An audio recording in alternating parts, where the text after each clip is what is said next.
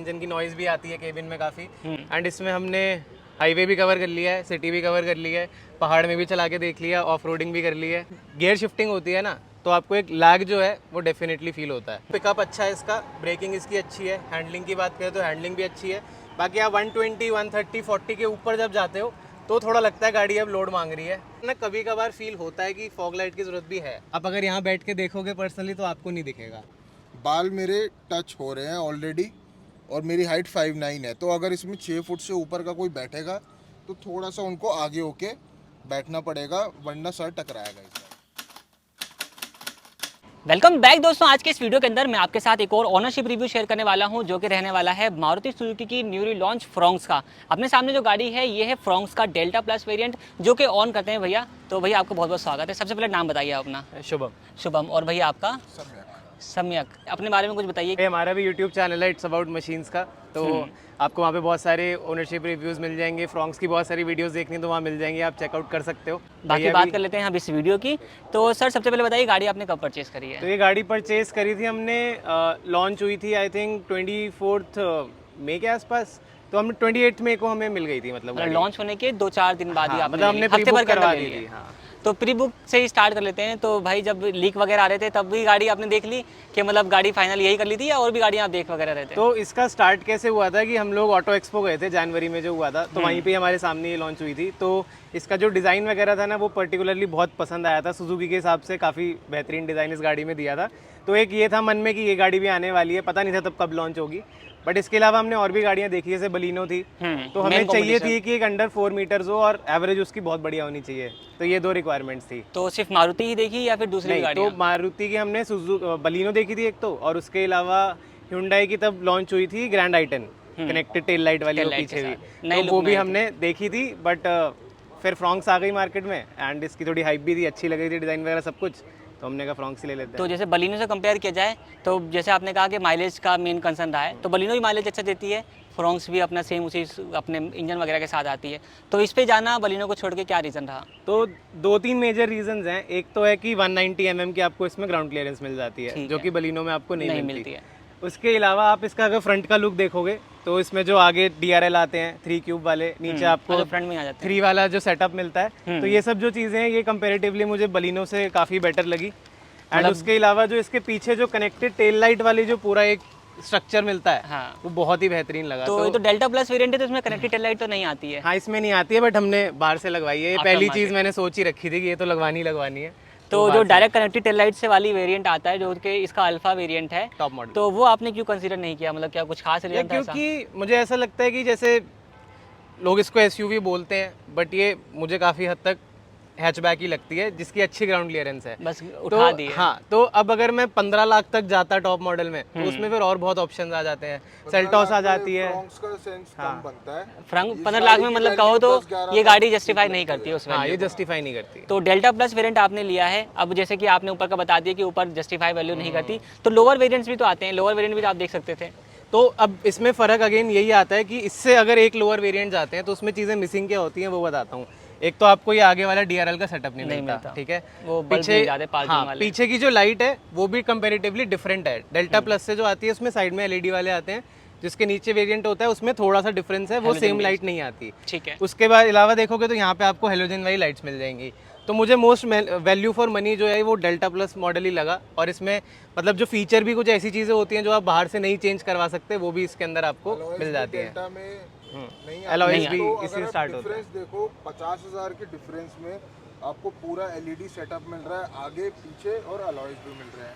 मतलब 50,000 में तो ये सब चीजें बाहर से लगवाते उतने की पड़ जाती तो ओवरऑल अगर कहा जाए तो एक अच्छा पैकेज नजर आ रहा था आपको, तो यही इसलिए लगा। आपने इसको कंसीडर कर लिया Value for है। money। तो अब बताइए अब तक गाड़ी आपने कितने किलोमीटर चला ली तो होगी? अभी तक चल गई है समवेयर अराउंड 4000 किलोमीटर्स। एंड इसमें हमने हाईवे भी कवर कर लिया है, सिटी भी कवर कर लिया है, पहाड़ में भी चला के देख लिया, ऑफ रोडिंग भी कर ली है।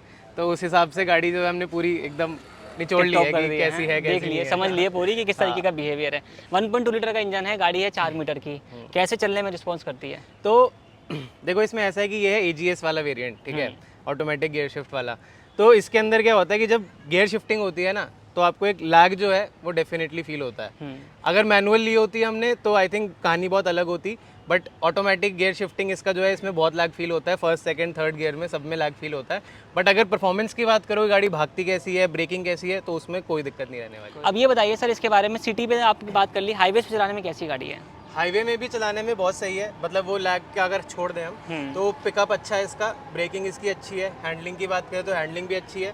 बाकी आप 120, 130, 40 के ऊपर जब जाते हो तो थोड़ा लगता है गाड़ी अब लोड मांग रही है, थोड़ा रेव्स वगैरह ज़्यादा होने लग जाते हैं, इंजन की नॉइज़ भी आती है केबिन में काफ़ी, और ऐसा लगता है कि थोड़ा मतलब एकदम पुश नहीं ले रही गाड़ी, तो वो थोड़ा सा मतलब लगता है कि इंजन जो है वो पीक थोड़ा पॉइंट पहुंच पीक पे जाता पहुंच है। गया है। मतलब इसकी 130 के बाद इसको और आगे ले जाना बहुत टाइम लगता है। अच्छा, मतलब उसकी आखिरी आ जाती है कि अब इसकी लिमिट एंड हो गई है, अब थोड़ा Feel नीचे आ होने जाओ, लग जाता है कि हो रहा दम है खत्म हो गया गाड़ी का। ठीक है, अब बाकी पहाड़ों में भी आपने कहा, तो पहाड़ों का कैसा कुछ रिस्पॉन्स तो रहा है? पहाड़ों में भी इसका रिस्पांस अच्छा है, हिल होल्ड असिस्ट भी आता है इसके अंदर, तो वो सब चीज़ें भी अच्छी हैं। बाकी चढ़ जाती है, ऐसी कोई दिक्कत नहीं है। बाकी हमने एक ऑफ रोडिंग की वीडियो भी डाली थी चैनल पे, तो वो स्लिपरी सा एरिया था, काफ़ी स्टीप था, तो वहाँ नहीं चढ़ी थी, ये फेल हो गई थी चढ़ने में। बट वो मैं मानूंगा कि देखो सिर्फ गाड़ी की कैपेबिलिटी नहीं, वो कुछ जैसे चीज़ें भी होती हैं, जैसे उस दिन पूरा वेट सरफेस था, टायर का भी थोड़ा बहुत होता है कि टायर आपने कैसे लगवा रखे हैं, तो वो वाली चीज़ें हैं। बाकी पावर में ऐसे जिसमें कमी नहीं है, 89 bhp आपको इसमें मिल जाता है, 113 Nm का टॉर्क मिल जाता है। मतलब ये कहा जाए कि अगर हिली एरियाज़ पे घूमने जाने के लिए, जो कि अपने वो बने हुए हैं हिली एरियाज़ पे घूमने के लिए, तो उन जगहों पे जाने के लिए गाड़ी आराम से जा सकती है। डेफिनेटली, मतलब जहाँ बलिनो जा सकती है, देखो ये तो जा ही सकती है, इससे ज़्यादा ग्राउंड प्लस उससे ज़्यादा जा सकती है। एक्सट्रीम हिल कोई नहीं गए हैं, मतलब जिम कॉर्बेट गए थे, तो जिम कॉर्बेट में थोड़ा थोड़ा सा कहीं कहीं पे हिली एरिया है, हिली एरिया आता है, बट प्रॉपर तो अभी हिल टेस्टिंग मतलब आप सोचो कि लद्दाख ये तो ऐसा नहीं है, तो ठीक है। हिली एरिया है, बट वो आप ये भी नहीं कह सकते कि 100% हिली एरिया ही है, थोड़ी थोड़ी पहाड़ियाँ हैं। माइलेज की बात कर लेते हैं, तीनों की माइलेज बताइए आप, आपको सिटी में क्या मिली, हाईवे पे क्या मिली और अपना पहाड़ों पे क्या मिली? हाँ, तो सिटी की हमने जैसे एक बार माइलेज टेस्ट किया था अपने चैनल पे, तो उस दिन मैं फ्राइडे को गया था दिल्ली टू गुड़गांव, एंड जाम थोड़ा कम था, तो उस दिन प्यार से चलाई, तो इसमें 22 की एवरेज जो थी वो इस गाड़ी ने दी थी। बाकी हम लोग जब हाईवे पे गए थे तो हम 3 लोग थे, गाड़ी में सामान भी था, फुल पैक थी, तब हमारी एवरेज आई थी 17-18 के आसपास की। और उसके अंदर ही जो मैं आपको हाईवे वाली बता रहा हूँ, उसी के अंदर थोड़ा पहाड़ों का एरिया भी था, ऑफ रोडिंग भी हमने उसी स्ट्रेच में की थी, तो तब हमारी 17-18 की आई थी। मतलब अगर थोड़ा और प्यार से चलाते, ये सब ना करते, तो खिंच जाती है और 19-20 की भी दे सकती थी। तो मतलब सिटी में ज़्यादा माइलेज मिल गई आपको? हाँ, डेफिनेटली उस दिन तो मिली। इसमें क्या सीन है ना कि एवरेज आपको निकालनी है ना, तो आपको एक पर्टिकुलर स्पीड पे ही देखो मेंटेन करनी पड़ेगी। आप 60, 70, 80, 90 तक चलाओगे ना कॉन्स्टेंटली, तो आपकी बहुत अच्छी एवरेज देगी। अगर आप खींचोगे 120 के ऊपर, तो जितनी जल्दी इसकी एवरेज बढ़ती है ना, उतनी जल्दी गिरती भी है। मतलब वही अपने ऊपर चलाने का तरीका होना चाहिए। पे थोड़ा हम गाड़ी में मतलब मजा भी कर रहे थे अच्छे से, तो आरपीएम्स हमारे अप थे काफी। ठीक है, मतलब ऑन एन एवरेज जो है वो 17-18 की हाईवेज पे आप जो है निकाल सकते हैं। 17-18 तो आप मान के चलो, तो प्यार ये से इनफ है कैसे भी अकॉर्डिंग टू चलाओ। मारुति? तो मैं वही अगेन यही बात बोलूँगा कि एवरेज जो है ना बहुत ज़्यादा एक वैसी चीज़ होती है जो ड्राइवर टू ड्राइवर मैटर करती है, बहुत करती है। अगर मैं इसको लाइट फुटेड चलाऊंगा, जैसे अभी हम घर से आए हैं, तो अभी देखोगे तो 26 के एवरेज शो कर रहा है, मतलब तो अपने हिसाब से चलाने के ऊपर है, highway से। सारी आप कंडीशन प्यार से चलाओगे, लाइट फुटेड चलाओगे, गियर जब चेंज होना होता है तब होगा, ब्रेकिंग एग्रेसिवली नहीं कर रहे, हाँ। तो आपको गाड़ी देखो 20 की एवरेज प्यार से देगी। अगर आप भगाओगे, लोग हमारे चैनल पे आते हैं बोलते हैं हमें तो 11 की एवरेज मिल रही है, अगर आप बिल्कुल भगाओगे, एग्रेसिवली गाड़ी को चलाओगे, तो देखो एवरेज फिर नहीं आएगी। तो हर गाड़ी में तो वही है, हर चीज़ का रिएक्शन जिस तरीके का उस तरीके का उसका होता 16-17 है। तो इसका मिनिमम है हाईवे पे, हाईवे 16-17 तो आपको दे ही देगी, आप कुछ ही कर लो। कैसे चलाओ हाईवे। तो ये अभी इनिशियल माइलेज है मेरे हिसाब से, अभी जो है इसमें अभी और बदलाव आएंगे। सर्विसेज के बाद धीरे-धीरे। बाकी हेडलाइट का रिस्पॉन्स बताइए कैसा कुछ रहता है अपना? हेडलाइट का रिस्पॉन्स मैं ये बोलूँगा कि जैसे देखो अभी कंपनी ने हेडलाइट जो है नीचे कर दी और फॉग लाइट हटा दी, ठीक है, पर इसके अंदर ना कभी कभार फील होता है कि फॉग लाइट की ज़रूरत भी है। मतलब ये मानता हूँ मैं कि ठीक है, अच्छा इनकी ब्राइटनेस भी ठीक है, पर एक वो होता है ना कि आपके पास एक और ऑक्सिलरी लाइट है जो मतलब आप चेंज भी करा सकते हो। इसमें आप देखोगे तो इसमें कुछ चेंज कराने नहीं का करा ऑप्शन सकते भी नहीं आप। आता। मतलब अगर आप डेल्टा वेरिएंट लेते तो उसके अंदर प्रोजेक्टर के अंदर आप एलईडी लगवा सकते थे, बट इसमें अब इसके हम अंदर नहीं आप कोई चेंज नहीं करा सकते। आपके पास अब ये हमने जब जिम कॉर्बेट में भी चलाई तो हमने ऑब्जर्व करा, जो हमारे आगे गाड़ी चल रही थी उसकी ब्राइटनेस ज़्यादा फील हो रही थी, लाइट की स्प्रेड अच्छा है लाइट का। वो कौन सी गाड़ी थी? डिजाइन है, बट स्कॉर्पियो। अच्छा, ब्राइटनेस थोड़ी कम थी। तो डेफिनेटली ब्राइटनेस कभी कभार लगता है कि एक फॉग लाइट भी अगर हो जाती ना, और जिसमें ऑप्शन होता कि मैं खुद अपने हिसाब से बल्ब लगवा पाता, तो ज़्यादा बेटर होता है। तो मतलब कहीं ना कहीं इसमें कमी रह जाती है। कमी, हाँ बोल सकते हो। तो 70% जो है वो ठीक है, 30% इंप्रूवमेंट की जरूरत जो है बलिनो से कंपेयर करें, बलिनो की लाइट बहुत स्ट्रॉन्ग आती है as compare to this. Compare to this. ठीक है, मतलब वही अगर आप लोअर वेरिएंट में ऑप्शन मिल जाता है तो इसमें भी ऑप्शन देना चाहिए था कि आप करवा सकते थे। बाकी एलॉय व्हील्स यहाँ पे आपको मिल जाते हैं। टायर सेक्शन क्या रहता है भैया? 16 इंच का है। 16 इंच का। तो गड्ढे वड्ढे में कैसा कुछ इसकी परफॉर्मेंस आती है, कहीं कुछ देखो सस्पेंशन की अगर मैं बात करूँ तो सस्पेंशन तो डेफिनेटली बहुत अच्छे हैं। मतलब ये जो पॉट होल्स वगैरह की अगर बात करूँ तो मतलब काफ़ी एक कुशनिंग सा इफेक्ट जो है गाड़ी देती है। मतलब आप बोल सकते हो कि सॉफ्टर साइड पे ही है, बट जब आप हाईवे पे जाते हो ना, और जैसे कभी बार होता है कि रोड जो है थोड़ी लेवल नहीं है, ऊपर नीचे है, हाँ। वहाँ जाते हो ना तो एक ऐसे झटका भी आपको फील आवाज़ भी करता है भट भट। वहाँ पे फिर लगता है कि थोड़ा हार्ड होता तो आई थिंक ज़्यादा बेटर होता। तो मतलब सिटी के हिसाब से बेसिकली ये गाड़ी सिटी के बनी हुई हिसाब है, से डेफिनेटली बहुत जो सिटी में छोटे मोटे गड्ढे होते हैं बिल्कुल आराम से उनको ग्लाइड करती हुई निकल जाती है। बहुत अच्छा सस्पेंशन है कंपैरेटिवली। ठीक है, बैठ के देखते हैं एक बारी। आइए ड्राइवर सीट पे बैठिए। अपनी हाइट ही बताइए मुझे, कितनी हाइट होगी मेरी आपकी? हाइट है 5'9". और भाई आप पीछे बैठिए, आ जाइए। आपकी क्या हाइट होगी? मेरी भी 5'9" के आसपास ही हाइट है। 5'9" के आसपास।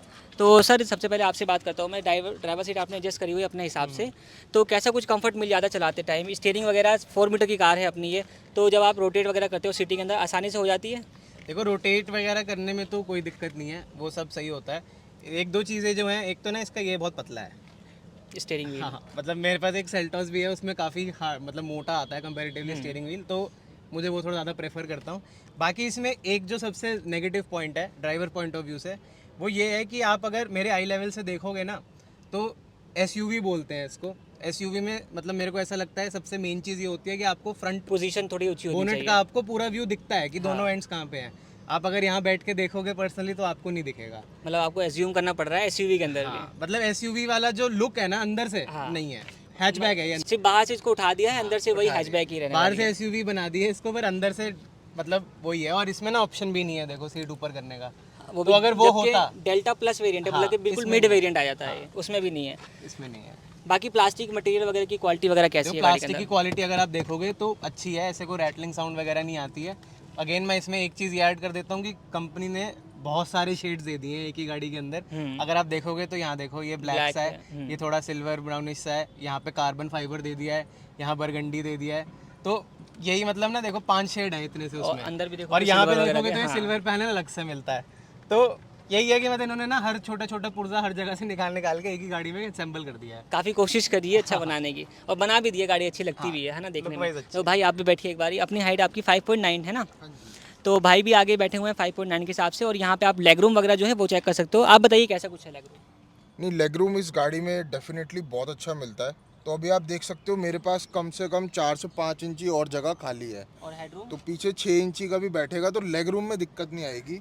बट हेड रूम आप देख सकते हो, बाल मेरे टच हो रहे हैं ऑलरेडी, और मेरी हाइट 5'9" है। तो अगर इसमें 6 फुट से ऊपर का कोई बैठेगा तो थोड़ा सा उनको आगे होके बैठना पड़ेगा, वरना सर टकराएगा इस गाड़ी में। मतलब थोड़ा सा फिर वही बात है कि पीछे की तरफ ज़्यादा जो है डाउनफॉल में है। थोड़ी स्लोपिंग बनाई है ना गाड़ी, कूपे डिज़ाइन में बनाई है, तो इसलिए हेडरूम थोड़ा सा इसमें कम है। तो यहाँ पे इम्प्रूवमेंट की ज़रूरत पड़ जाती है कि जब बंदा बैठेगा वो उसको मैनेज करके बैठना पड़ जाएगा। तो बाकी एसी वगैरह का रिस्पांस आप बताइए सबसे पहले कि ऐसा कुछ पीछे की तरफ मिल जाता है आपको? एसी इसका वैसे इफ़ेक्टिव है, मतलब हवा तो आ जाती है क्योंकि इसमें पीछे वेंट्स नहीं आते हैं इस वेरिएंट में। तो जो है आगे वाले एसी से ही हमें काम चलाना है, तो उस हिसाब से ठीक है। थोड़ा 10 मिनट एक्स्ट्रा लगते हैं बस गाड़ी को ठंडा होने में, बट ओवरऑल कर देता है काम। तो ये मैं देख रहा हूँ यहाँ पे वेंट तो है, ये क्या है मतलब? ये आपने आर्मरेस्ट लगवाया था? हाँ, ये हमने आर्मरेस्ट लगवाया है, तो उसके साथ ये वेंट्स आते हैं, बट ये dummy होते फंक्शनल नहीं है, डमी है। ठीक है। हाँ, इनको हम चालू करा सकते हैं, बट अभी हमें एज सच मतलब बहुत ना लंबा गाड़ी खुल procedure जाती है, है, हाँ, तो मेरा लंबा वो मन procedure नहीं था कि गाड़ी को अभी आते ही एकदम खोल दो, इसलिए नहीं लगवाए। तो मतलब वही वाली बात है कि यार अच्छी गाड़ी बनाई है, लेकिन कहीं की देख रहा हूँ कुछ कुछ चीज़ों में कमी आपको मिल रही है। जैसे हाइट एडजस्टेबल सीट हो जाती है, अपना आर्मरेस्ट नहीं है, रियर एसी वेंट वाला पोर्शन जो है वो नहीं है। मतलब ब्रेजा का अगर आप एलेक्साई वेरिएंट भी लो तो उसके अंदर आपको बेस मॉडल के अंदर रियर एसी वेंट मिल जाता है। ये तो है। तो ब्रेजा भी तो देख सकते थे आप, ब्रेजा क्यों नहीं देखी आपने? यार ब्रेजा मतलब वही है कि एक तो देखो नई नई लॉन्च हुई थी, हाँ। तो थोड़ा एक हाइप वाली बात भी होती है ना कि नई गाड़ी आई है मार्केट में तो सबसे पहले निकालो। तो मेरा तो यही गोल था कि अपने ईस्ट दिल्ली में सबसे पहली फ्रॉन्क्स निकालनी है। तो सबसे पहले थोड़ा सा लेट हो गया मैं, आई थिंक 1-2 उससे पहले आ गई थी, बट आई थिंक टॉप 5 में तो ये थी हमारी ईस्ट दिल्ली में। चलिए, तो सबसे पहला तो यही गोल था। ऑटोमेटिक वेरिएंट भी शायद 12 साढ़े 12 से स्टार्ट ही होता है VXI मॉडल में। एक्चुअली हमने बजट भी सेट किया था 8 के आसपास का, 8 से 9 लाख के आसपास का देख रहे थे। खींचते खींचते डेल्टा प्लस आया, फिर उसमें भी AGS आया, तो वो खींचते खींचते 10.5 तक पहुंच गया। मतलब वही है कि रिक्वायरमेंट बढ़ती चली गई तो प्राइस का बजट जो है वो भी थोड़ा बहुत आपको इंक्रीज करना पड़ेगा। तो बूट स्पेस देख लेते हैं एक बारी, कितना बूट स्पेस मिलता है भैया इसके अंदर? 308 लीटर का। तो ये बताइए कि अभी आप गए हो पहाड़ वहाड़ों पे तो पैक करके गए होगे सामान वगैरह, तो कितने लोगों का सामान आ गया था इस गाड़ी के अंदर? तो देखो सामान आप अगर 3 लोग जा रहे हो ना, आपका कंफर्टेबली सामान आ जाएगा। आइस बॉक्स वगैरह भी लेके गए थे, सामान आने में दिक्कत नहीं होगी आपको। दिक्कत जो होगी वो ये होगी, अगर मान लो आपका एक हैवी बैग है, आपको रखना है, इसमें रखना और निकालना बहुत मुश्किल लोडिंग है। लिप ज़्यादा है क्योंकि आप ये देखोगे ना कितना चौड़ा इसका लोडिंग लिप है, बहुत ज़्यादा डीप है ये। तो ये इसमें सबसे बड़ी दिक्कत है। यही हमने ब्रेजा से कंपेयर किया था ना, उसमें फ्लैट आता है। आप डायरेक्ट ऐसे रखो, इसमें आपको थोड़ा पुश और पुल करना पड़ेगा। जैसे आपने बताया कि घर पे पेरेंट्स को भी गाड़ी चलानी होती है, तो उसके हिसाब से देखा जाए तो अगर पेरेंट्स का भी रखने चाहें तो उनको थोड़ी दिक्कत हो जाएगी इन मामलों में, अगर हैवी सामान होगा तो। ये है। बाकी बूट जो है ना, देखो ये हटा दो तो काफ़ी हद तक चीज़ें आ जाती हैं, ऐसी कोई दिक्कत नहीं होती। अगर आप बिल्कुल ही ऐसा सोचो 10-12 दिन की ट्रिप पे जाऊंगा सारा सामान लेके, तो देखो डेफिनेटली नहीं आएगा। उस बाकी हिसाब से इसमें नहीं एक कंजूसी मारुति ने और करी है, मुझे समझ नहीं आया क्यों करी है। यहाँ पे देखो कहीं पे भी ना आपको लाइट नहीं मिलेगी कोई भी। यहाँ पे ढांचा दे रखा है पर लाइट नहीं लगाई। मतलब 10.5 लाख के ब्रैकेट में ना एक छोटी सी यार पीली वाली लाइट तो दे ही सकते थे मेरे हिसाब तो ऐसा कुछ समझ में आ रहा है कि इस बजट में सिर्फ मारुति ने हाइट ऊंची कर दी है, से। हाँ, है ना? height अच्छी कर दी है। ऐसा कुछ कर दिया, थोड़ा सा क्लैडिंग वगैरह लगा दी और अब ये बाकी gap फीचर देखो घटा ना यहाँ दिए। पे, ये देखो कितना गैप है यहाँ पे। हाँ, तो ट्रैवल और आगे भी तो इन्होंने बस ऊंचा कर दिया, ऊंचा इसको कर दिया 190 बना दिया है बलिनो को, बस ऊंचा करके बाकी क्लैडिंग व्लैडिंग लगा के थोड़ी एसयूवी की लुक दे दी है। मतलब मैं यही बोलूंगा कि लोग अगर ट्रेंड इसको- फॉलो कर रहे हैं एसयूवी का, तो एसयूवी के साथ उन्होंने ऐसा फायदा उठा लिया मारुति पर वालों वही ने। है ना कि आप सिर्फ एक चीज को एसयूवी बोल दो, उससे एसयूवी बनती नहीं है। नहीं बनती। एसयूवी की सारी चीजें होनी भी चाहिए ना उसके अंदर। बस 190 की ग्राउंड एमएम दे दिया आपने क्लियरेंस, तो इसका मतलब ये नहीं है कि अब वो एसयूवी बन गई है। तो ड्राइविंग के अलावा अगर बैठे पीछे वाली सीट पे कोई भाई बैठता है, जैसे 2 लोग बैठ गए, कितने लोग बैठ जाते होंगे एक साथ कंफर्टेबली? कंफर्टेबली तो देखो 5 सीटर गाड़ी में मेरे को लगता है 4 लोग बैठे तो ही कंफर्टेबल होते हैं। 5 अगर पीछे 3 बिठा दोगे तो बैठ तो जाएंगे, पर उनको फिर कंफर्टेबल नहीं बोल सकते। बहुत दूर तक वो नहीं जा पाएंगे। उतनी विड्थ भी ऐसा कुछ ज़्यादा नहीं है, तो 3 लोग तो पूरे पूरे कंधे बचते हैं, पूरे पूरे आते हैं। तो उसमें हिसाब से देखा जाए कितनी दूर की आपने ट्रिप वगैरह करी होगी जिसमें मतलब बंदों को थकान ना हुई हो? 400, अच्छा थकान ना हुई हो तो वैसे हमारी जो ओवरऑल ट्रिप थी, अभी हम जिम कॉर्बेट गए थे तो वो 400-500 किलोमीटर की ओवरऑल थी। एंड हम 3 लोग ही थे, तो तीनों हम तो कंफर्टेबल ही गए। पीछे मतलब बंदा लेट के भी आराम से गया, तो 3 लोगों में तो दिक्कत नहीं है। वही 4 में भी आई थिंक दिक्कत ना होती इतनी, बट अगर 5 घुसा देते तो दिक्कत हो जाती है। तो गाड़ी को भी होती दिक्कत और बंदों को भी होती। ठीक है, फटाफट से अब खत्म करते हैं इस वीडियो को। सर्विस एक्सपीरियंस बताइए, सर्विस एक्सपीरियंस कैसा रहा? गए हो गए तो अगर मारुति अभी पे? तो इसकी फर्स्ट सर्विस ही हुई थी, उसमें ज़्यादा काम तो routine होता checkup नहीं है, सा होता छोटा है। मोटा ही होता है। तो उसमें उन्होंने 3-4 घंटे लिए थे। हाँ। मतलब पूछा कोई दिक्कत तो नहीं है, ऐसा दिक्कत थी नहीं। बाकी पॉलिश वॉलिश करी, वही नॉर्मल था। तो सर्विस एक्सपीरियंस अभी तो मेरे को लगता नहीं मैं ढंग से जज कर पाऊंगा। हाँ, अभी फर्स्ट सर्विस है तो इतना कुछ डीपली बात भी नहीं कर सकते हैं। अब ये बताइए कि 10 में से नंबर अगर मैं कहूँ आपको देने हो, अभी तक जितना भी आपने यूज़ किया हो, जितना भी आपने बजट लगाया है, जो भी कुछ किया है, एक नंबर देने हो 10 में से कितना नंबर देना चाहोगे? यार ये तो मुश्किल सवाल है अपनी गाड़ी का नंबर कैसे दूं? बट हाँ देखो frankly बताइएगा, कुछ कमियां निकाल, जो हमने कमियां बताई हैं उसको हटा दूं तो मैं इसको समवेयर अराउंड दूंगा 7.5 से 8 के आसपास। 8 के आसपास। कमियां जो आपने बताई, जो चीज़ें मिसिंग हैं और जो चीज़ें आपने बताई, हेडलाइट वगैरह का रिस्पॉन्स वो थोड़ा सा कम है, इंप्रूवमेंट की ज़रूरत है। मतलब 8 मान के चलता हूँ मैं इसके अंदर। अब ये बताइए कि सेम बजट के अंदर कोई दोबारा से आपको गाड़ी परचेस करनी हो या किसी को फ्रेंड को रिफ़र करनी हो, तो क्या इसको रिफ़र करेंगे? तो हाँ मैं रेफर ज़रूर करूँगा। गाड़ी प्यारी है, गाड़ी में कोई दिक्कत नहीं है। ठीक है, ये बात मैं क्लियर कर देता हूँ जो भी देख रहे हैं वीडियो। गाड़ी बहुत प्यारी है, आपको माइलेज भी अच्छी देगी, आपको कंफर्ट भी देगी, सब देगी। बट मैं यही बोलूँगा कि अगर आपको सेम मॉडल लेना ही है तो AGS मत लो, मैनुअल ले लो। मतलब कार यही रखो, फ्रॉन्क्स ही लो, लेकिन जो है ट्रांसमिशन चेंज कर लो। तो भाई बाकी आज के इस वीडियो में इतना ही। वीडियो को ज़्यादा लंबा नहीं बनाएंगे क्योंकि भाई ने ज़्यादा कोई एक्सपीरियंस नहीं किया है अभी गाड़ी के साथ में। बाकी दोस्तों जो जैसा टाइम बीतता जाएगा, भाई अपने चैनल पे सारी चीज़ें अपडेट करते ही रहेंगे। चैनल का नाम भी वो दोबारा बता दीजिए। चैनल का नाम है हमारा इट्स अबाउट मशीन्स, हम दोनों का चैनल है। तो वहाँ पे आप वीडियोस देख सकते हो, फ्रॉन्क्स की भी बहुत सारी और बाकी गाड़ियों की भी। और बाकी किसी भाई को अपना ओनरशिप रिव्यू हमारे साथ शेयर करना है तो नीचे डिस्क्रिप्शन में आपको लिंक मिल जाएगा इंस्टाग्राम ID का, वहाँ से हमें कॉन्टैक्ट कर सकते हैं। बाकी इस वीडियो में इतना ही। वीडियो देखने के लिए आप लोगों का धन्यवाद।